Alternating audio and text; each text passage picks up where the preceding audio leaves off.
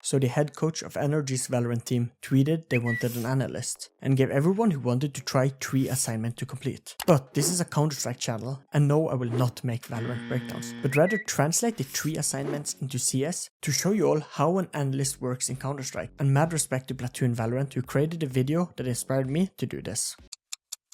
Well, the first assignment is to do a breakdown of NRG. Only problem is that NRG have not played a CS match in over 4 years. So I would rather break down a match from Evil Genius, who bought the NRG team back in 2019, and they have a monopoly on all the tier 2 NA CS players. And I would assume that NRG wants a piece of them. So, how good are they? EG seems to understand how Forsaken plays by having a 4-man stack in top middle, with 2 players on the roof and 2 players on long. And here I have to wonder, why are EG not having 1 player on top of the roof or a 3rd player joining under the roof to hold middle rather than too long? Since this will prevent smokes from being too powerful if Forsaken decides to smoke, let's say long. And it's just a good setup if you have 3 players under the roof, because Forsaken have to swing all of them at the same time. It's very hard to try to 1v1. And here Forsaken are going 3 players middle and then 2 players in apps. And here uses this flash to be allowed to swing mid. And this flash might not seem good, and it's not, since it's such an easy flash to dodge. Both long players are hit by it, and they both split up, leaving the players under roof alone, who will be pushed by middle and apps. And with 4 players, EG are still able to make the fights quite 1v1ish, and here loses mid and the round. This round either showed us EG being unlucky, or just EG having a crazy bad team play. That does favor Evil Geniuses. They start on the CT side, and Automatic needs to start off with a kill here. That's actually George can get it done. Hex gets nothing, George falls too. EG are 3 players top Banana, and the whole of Banana and Inferno are important areas to fight for. And I really like how EG are on the Molotov concept, where most teams would double Molotov Banana, right here and here. EG rather Molotov once to force the player pushing to get stuck here, and then Molotovs again to hit him. And Forsaken has to use a smoke to allow this player to escape. A great way of wasting a smoke for the T side, which if you didn't know, smokes on the T side are super important on Inferno. So far this round, EG has been great. They've done a very good job at countering all the Banana utility and players Forsaken are just throwing up there with good smokes, flashes and nades. But then a classic EG, where Automatic walks away while Walco peeks out. And we see the issue of team play here again, and Forsaken can get the opener. And Forsaken has no other map control, they will go for this. And we can see EG are too split up and too far away to help Automatic here, and they loses the round. So far. There's the opener. Lost down. Snap up post, looking for the player sandbags. Automatic caught shuffling between nades. That's 2 openings found.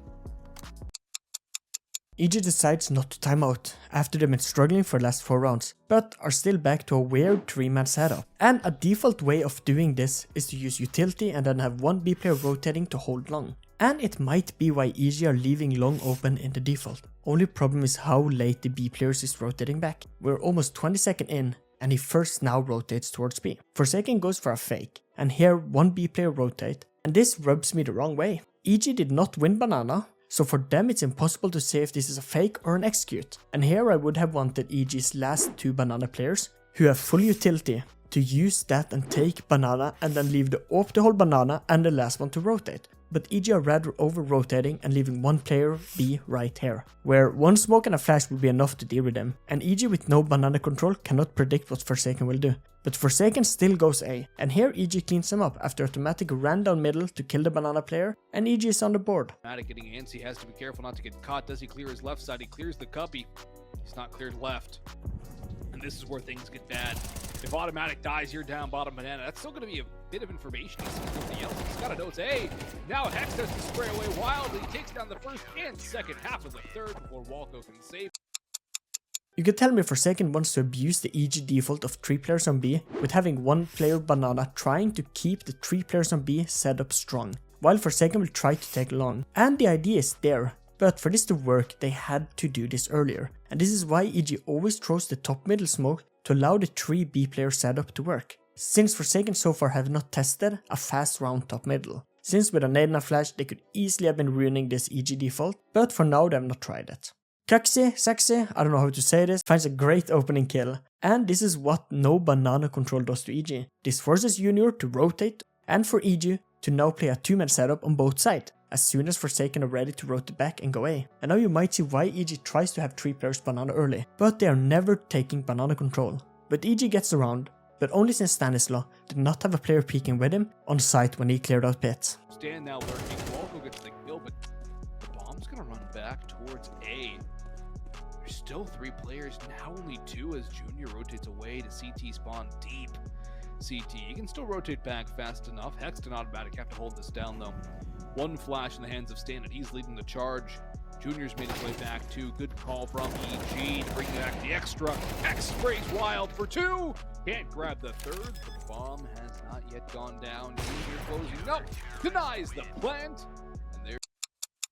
EG this round went for a default with 2 players B and then 3 on A. But here again they use a lot of utility in bottom banana and then gives it away. Why have a default of taking away banana control to just give it back? I would call this a waste of utility that then would have been better to use when Forsaken takes more banana control to win it back or stop a site execute. And again, on the minute mark, EG over rotates since they have no banana control and are guessing that this will be an A execute and leaves the op solo even worse, since he will get 1 kill before being traded or smoked as long as Forsaken plays it correctly, and he will have no impact behind a smoke that a rifle can. But this is NRG'S, and here Junior can kill a player peeking before utility, as well as gets away with finding 1 more kill before being ran down. Yes, this round looked good by EG since they won it, but by luck and not any good tactics. Utility in, 6 dry peaks, and Junior will say thank you. You cannot get away with that kind of a peek against Junior. He might get 2, he will, he kites backwards, fights for a 3rd, he's found it! Junior on the op is making it sing a deadly tune.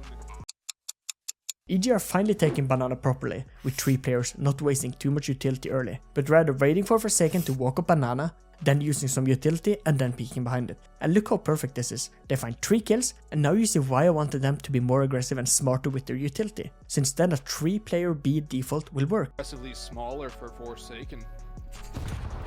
That timeout doing nothing. Now it's an aggressive push down banana from EG. George prepared. Automatic here. Walco chimes in too. The bomb down bottom banana, but it's infinite and Stanislaw, the last 2 remaining players for Forsaken. By the way, if you're enjoying these breakdowns, consider subscribing. Forsaken are taking full mid control with 5 players and EG are not ready, being quickly forced back to site, with Junior missing and having to fall off middle, and Forsaken has gotten mid control. But here they are showing some miscomms, 1 player being swinged by Junior on short, and then the player who need to trade can't kill Junior inside the smoke where his leg and arm is sticking out. And this is great by EG, they have found an opening, as well as Hext in a perfect spot to counter the smoke. Forsaken throws apps. But Automatic just runs out on long and dies, no need to do this, forcing Junior to look at long. But here he can't go short to get into pit since there are no smokes, and opts to rather push long, and here Stanislaw finds him, and EG's A-hold falls flat due to the lack of what to do after the first kill. Junior goes hunting, and Dixie takes one in the thigh, he goes down early.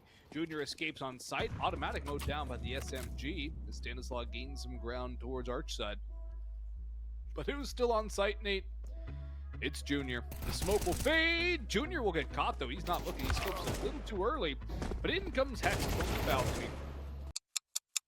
Let's now see EG on the T side action. EG are going for early banana and apps control, with 2 players taking apps and 1 early in banana. Just trying to find 1 kill and an opening there. But I like this. It's a common default where you win apps early and top banana and then decides from there. But you need to be able to do a proper execute for this to work. And what I hate is when EG are going all 5 players middle. No one thought that sending a player or 2 in apps was good when you have full apps control. And here Hex should have Molotov the cubby, but EG rather nades it and I still don't understand why. And here Wiz, after being hit by a nade, can find 2 kills with a f***ing FAMAS. And here we need to stop and ask, what are EG's plan? Why go full mid control to not clear it properly? Why not have an apps player to do more of a split push? And EG's last 2 players split up in a 2v2. I can't with this team, man.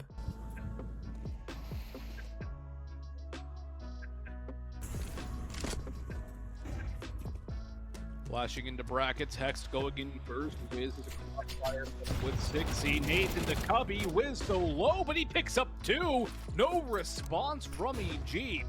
A good start for Forsaken, they need a little bit more. 6 dealt with by Junior. Automatic takes care of low HP Wiz. Junior now on 4, George on 41. Junior caught from behind, but he was essentially dead man walking anyways. Automatic trades that one. George might want to upgrade to a rifle there towards brackets. It is down and available. Timing for JBA, it's there. The bomb drops at his feet. The bomb drop physics are literally nuts in CS2. EG on a similar setup like in round 15, with the focus on apps control, and then one player banana to try and get some openings. But we can see Forsaken switch up and now have 3 players B early, and then 2 players top middle to hold off any EG pushes. And no idea why Forsaken does this, since they know EG loves taking apps. And this setup on A just ruins that, because none of them are holding apps, so if EG decides to be fast out apps, they just win site for free. And after the 3rd player leaves banana, Automatic is able to find a great opening kill and B is just open. But EG are still running out on A, and the gamble has worked for Forsaken. And then double overtime on map 2. Holy drive-bys, Batman. Automatic starts things off right. He's had a heater of a second map. He's atop the board for his team, followed right behind by Hexton Jr. Infinite and 6 seat JBA and Stanislaw. Everybody chiming in for kills, however, leaving just Junior the Opper in a 1 versus 3. Second task was to find some utility, so here are the basic nades on CS2 for Inferno. And last is to do a POV review. What I mean with a POV is a point of view.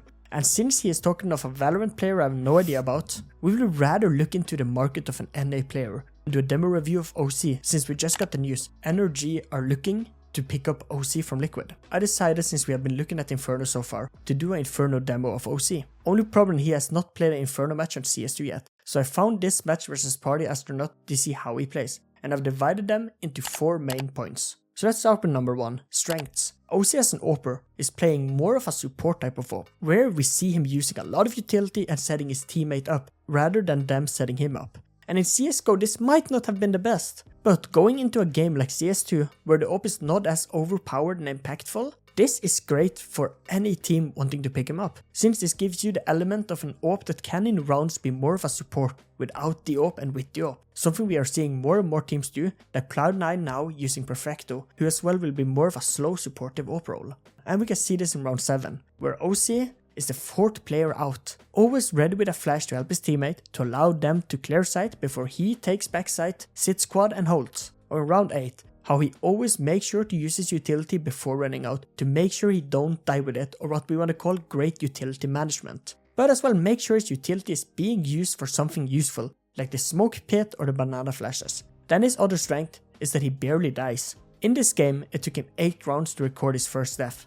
And this is byproduct of the passive playstyle he has, since he will never be first or rarely be the 2nd player out. And this makes it so that his chance of dying is quite low. And this is always good for an AWPer, since it's an expensive gun to die with. He brings this careful playstyle over to the CT side, and I like it. He's not forcing an entry, and rather making sure he's able to hold what he needs to cover to make sure his teammate can win the round. And we see he does not try to spam smokes or anything, but rather runs away to make sure he's never in a useless position, even though this might hurt his team sometimes. While the biggest weakness of oSee is his relying on team playstyle. He's so reliant when he AWPs that his teammate has to clear everything where he goes, so he can be this slower player. And on a team like Liquid this work, but on a team that might not have such an impressive entry fragger like a Kinder, this can quickly become a problem. What I mean with this, let's talk about Liquid then. If your Kinder is not trying for the entry, the natural player to do so is the AWP, and this does not add up to how oSee plays the game when he's so slow. The other problem is being too predictable.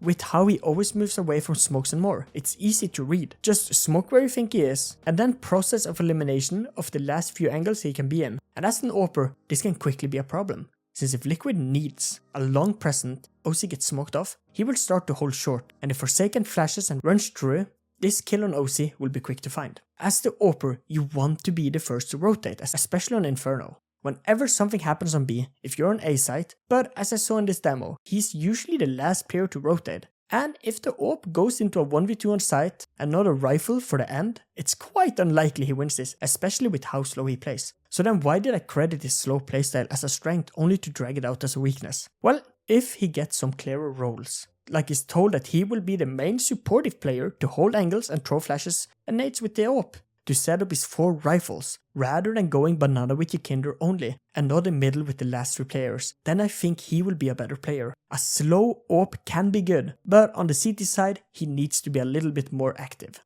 oSee has stopped their support from Nefla in the Kinder. The last 2 players, I'm unsure about, and if NRG wants to pick up oSee, they need to find some NA or EU players to give oSee this support, like Automatic from EG, since oSee can be a dangerous force, but only if the team around him is as good or better than Liquid. Is that after oSee uses utility, he is still reliant on his team to clear everything, use utility for him and more. Here Org need to make sure a team can do this, since in the end of CSGO we saw the rise of Shiro's and m0NESY's aggressive playstyle. Brokey being more aggressive? Well, they need to know this is not to expect from oSee at the moment. So to NRG, if you pick up oSee, get a great entry-fragger like Swisher, then a role player with experience, kind of like Naf, get Automatic for this role, and then have oSee as the AWP, of course. And the last 2 players needed will be one that can always get the trade as the second entry, and then an IGL.